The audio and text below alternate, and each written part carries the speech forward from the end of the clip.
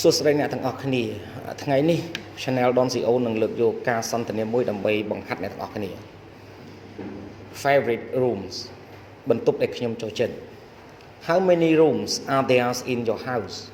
តើមានបន្ទប់ប៉ុន្មាននៅក្នុងផ្ទះរបស់អ្នក There are 6 rooms a living room 2 bedrooms a bathroom and a kitchen មានបន្ទប់6ដូចជាបន្ទប់ទទួលភ្ញៀវមួយបន្ទប់គេង2បន្ទប់ទឹក1និងផ្ទះបាយ1 Which floors is your bedroom on តើបន្ទប់គេងរបស់អ្នកស្ថិតនៅជាន់មួយណា My bedroom is on the first floor of a 3-story house បន្ទប់គេងរបស់ខ្ញុំស្ថិតនៅជាន់ទី1នៃផ្ទះមួយដែលមាន3ជាន់ Is it big or small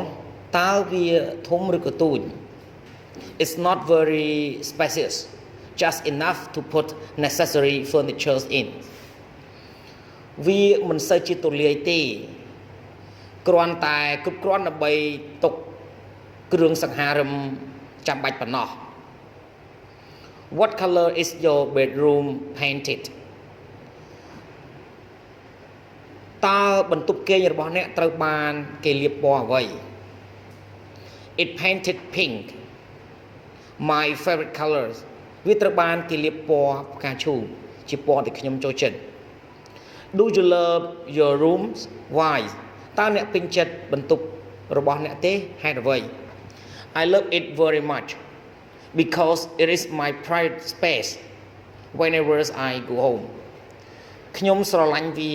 ជាខ្លាំងពីព្រោះវាគឺជាកន្លែងឯកជនរបស់ខ្ញុំនៅពេលណាក៏ដោយដែលខ្ញុំទៅដល់ផ្ទះ What furniture does your bedroom contain តើមានគ្រឿងសង្ហារិមអ្វីខ្លះនៅក្នុងបន្ទប់គេងរបស់អ្នក It contains a bed a desk and a closet វាមានក្រែមួយតុកាយឡ័យមួយហើយនឹងសម្លៀកហើយនឹងទូដាក់សម្លៀកបំពាក់មួយ What do you do in it តើអ្នកធ្វើអ្វីនៅក្នុងបន្ទប់គេងរបស់អ្នក Well I spend most of my free time there reading books and sleeping បានខ្ញុំបានចំណាយពេលវេលាភាគច្រើនបំផុត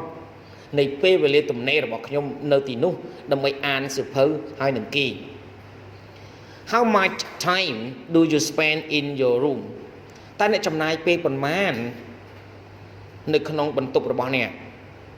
About 10 hours a day especially in the evening ប្រហែលជា10ម៉ោងក្នុងមួយថ្ងៃជាពិសេសនៅពេលល្ងាច Do you share your room with anyone else តើអ្នកចែករំលែកបន្ទប់របស់អ្នកជាមួយអ្នកផ្សេងទៀតទេ No everyone in my family has their own room so I stay there alone ទេអ្នកគ្រប់គ្នានៅក្នុងគ្រួសាររបស់ខ្ញុំមានបន្ទប់ផ្ទាល់ខ្លួនរបស់ពួកគេ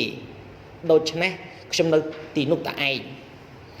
អរគុណសម្រាប់ការទស្សនាវីដេអូសូមជួយចុច Subscribe Like Share និងរូបកណ្ដឹងទៅកាន់ Channel Don Sreyoun ដើម្បីទទួលបានវីដេអូថ្មីៗ